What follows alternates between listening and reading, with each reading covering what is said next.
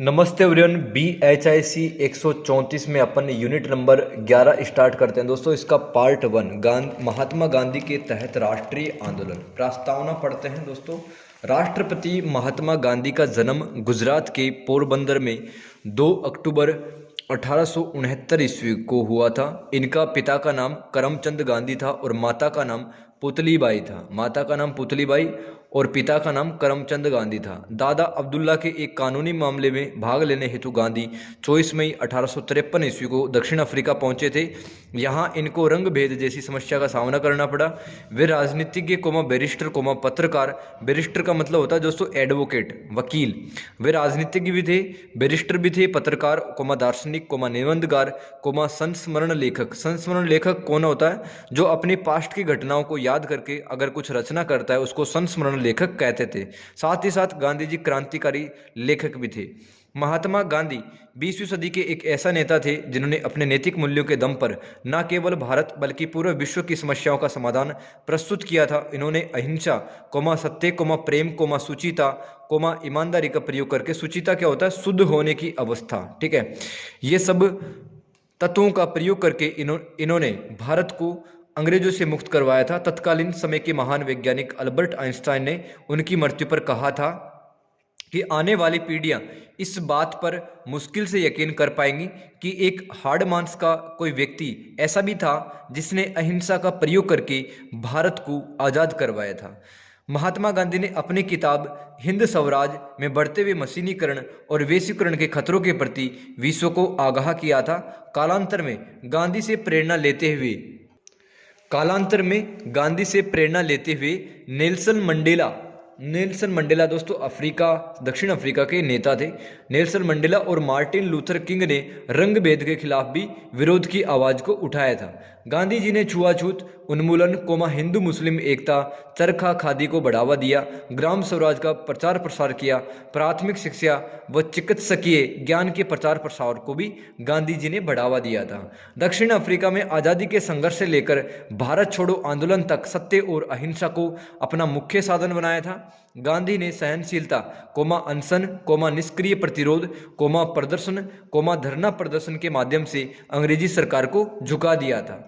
9 जनवरी 1915 ईस्वी को गांधी जी दक्षिण अफ्रीका से भारत लौटे। गोपाल कृष्ण गोखले गांधी जी के राजनीतिक गुरु थे। 1915 और 16 में गांधी जी ने सिंध, रंगून म्यांमार में पड़ता है, सिंध पाकिस्तान में, सिंध, रंगून, बनारस, मद्रास, शांति निकेतन, रविंद्रनाथ ठाकुर का था शांति निकेतन, वहां पर भी गए। हरिद्वार व कौमुदी मेले का भ्रमण किया था गांधी जी ने। क्यों किया था?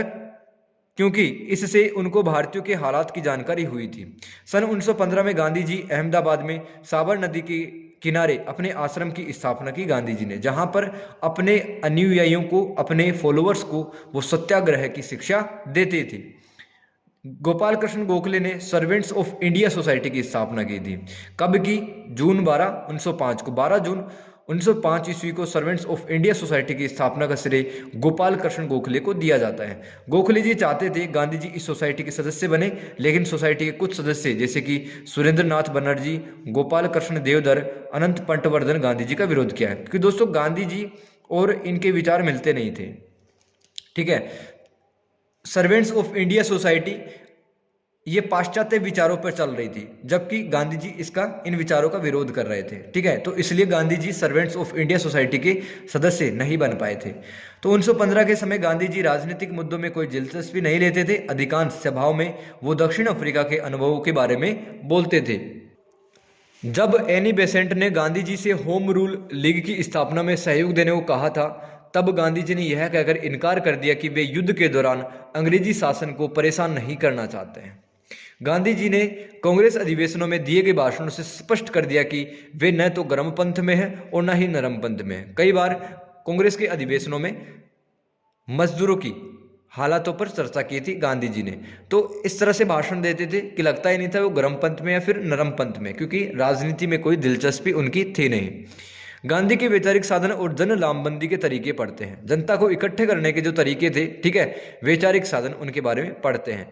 गांधी जी वैष्णव मत, जैन धर्म, भगवत गीता, ईसा मसीह के उपदेशों, टॉल्स्टॉय व जॉन रस्किन के लेखों से काफी प्रभावित थे। गांधी जी के विचारधारा के विकास और दिशा निर्धारण में सर्वाधिक योगदान जीवन में उनके व्यक्तिगत अनुभवों का भी था, जो कि दक्षिण अफ्रीका से उन्होंने लिया था, व्यक्तिगत अनुभव। तो उनके विचारधारा कहाँ से बनी? काफ़ी सारी किताबें पढ़ी उसने, और अलग अलग धर्मों को भी मानते थे, रिस्पेक्ट करते थे, ठीक है, और साथ में उनके जो पास्ट एक्सपीरियंस है उनके बेसिस पर भी उनकी विचारधारा बनी थी। पहला पॉइंट पढ़ते हैं अपन, सत्याग्रह। सत्याग्रह का शाब्दिक अर्थ क्या होता है? लिटरल मीनिंग, सत्य के लिए आग्रह करना, यानी अर्थात सत्य को पकड़े रहना। गांधी जी का सत्याग्रह सत्य और अहिंसा के सिद्धांतों पर आधारित था। उनके अनुसार एक सत्याग्रही सदैव सच्चा होता है, अहिंसक होता है और निडर होता है। उसमें बुराई के समय विरुद्ध संघर्ष करते समय, जो एक सच्चा सत्याग्रही होता है, बुराई के विरुद्ध अगर संघर्ष करता है तो सभी प्रकार की यातनाओं, दुखों को, कष्टों को सहन करने की शक्ति उसमें होनी चाहिए, एक सच्चा सत्याग्रही में। एक सच्चा सत्याग्रही बुराई के विरुद्ध संघर्ष करते हुए भी, मतलब बुराई फैलाने वाले से नफरत नहीं करता है, बुराई से नफरत करता है। तो एक सच्चा सत्याग्रही बुराई के विरुद्ध संघर्ष करते हुए भी बुराई फैलाने वाले से घृणा नहीं करता है, बल्कि उससे अनुराग करता, प्रेम करता। वह कभी भी बुराई के सामने नहीं झुकता, चाहे परिणाम जो भी हो। गांधी के अनुसार केवल बहादुर और दृढ़ निश्चय व्यक्ति ही सच्चा सत्याग्रही बन सकता है। कायर व्यक्ति ही हिंसा का सहारा लेता है, जिसका सत्याग्रह में कोई स्थान नहीं। अब दूसरा वैचारिक साधन पढ़ते हैं। गांधी जी का पहला सत्याग्रह पढ़ लिया, दूसरा अहिंसा यानी कि नॉन वॉयलेंस पढ़ते हैं। तो महात्मा गांधी के विचारों का केंद्र बिंदु अहिंसा रहा। उनके अनुसार अहिंसा व्यक्तिगत लाभ के बजाय पूरी दुनिया को लाभ पहुंचाती है। गांधी जी कहते हैं कि अहिंसा कायर का कवच नहीं है, बल्कि यह तो बहादुरी का उच्चतम गुण है। गांधी के अनुसार जो व्यक्ति हिंसा के रास्ते चलते हैं वे विनाश की ओर बढ़ते हैं, जो अहिंसा के रास्ते चलते हैं वे परम सत्य की ओर, मतलब जो अंतिम सच है उसकी प्राप्ति कर लेते हैं, जो कि अहिंसा के रास्ते पे चलते हैं, और जो दूसरों को भी सत्य से परिचित करवाते हैं। सत्याग्रह का आधार अहिंसा थी। सभी व्यक्तियों व जानवरों से प्रेम का व्यवहार करना चाहिए। प्रेम से सब कुछ संभव है दोस्तों। अहिंसा का पालन करते समय व्यक्ति को साहस, लगन, धैर्य रखना चाहिए। गांधी के अनुसार अहिंसा यदि साधन है तो सत्य साध्य है। साध्य और साधन का होता है, साध्य तो होता है मंजिल, और जिन साधनों की सहायता से उस मंजिल को प्राप्त किया जाता है उसको कहते हैं साधन। तो गांधी जी ने अहिंसा के विभिन्न तत्व बताए, जैसे कि सत्य बोलना, हृदय की पवित्रता, अपने हृदय में अच्छे अच्छे विचारों को रखना, दृढ़ता रहना, जीवन में कभी कोई भी परिस्थिति आए मतलब इंसान को डटकर मुकाबला करना चाहिए।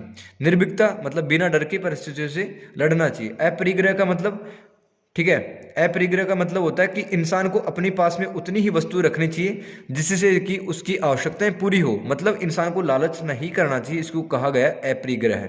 प्रेम रखना चाहिए इंसानों से और जानवरों से, और उपवास भी रखना चाहिए। उपवास क्यों? क्योंकि शरीर की, मन की और आत्मा की शुद्धि के लिए इंसान को उपवास रखना चाहिए, गांधी जी ने बताया था। तीसरा वैचारिक साधन धार्मिक प्रतीकों का प्रयोग, मतलब धर्म से संबंधित गांधी जी के क्या क्या विचार थे वो पढ़ेंगे। गांधी जी का जन्म चूंकि एक हिंदू परिवार में हुआ था और इनके पिता दीवान थे, इसलिए गांधी जी के कई मुसलमान दोस्त थे, कई ईसाई दोस्त थे, इसलिए अन्य धर्मों के लोगों से गांधी जी को मिलने का अवसर मिला था। गांधी जी ने सत्याग्रह की अवधारणा, जैन धर्म के प्रचलित सिद्धांत अहिंसा से प्रेरणा ली।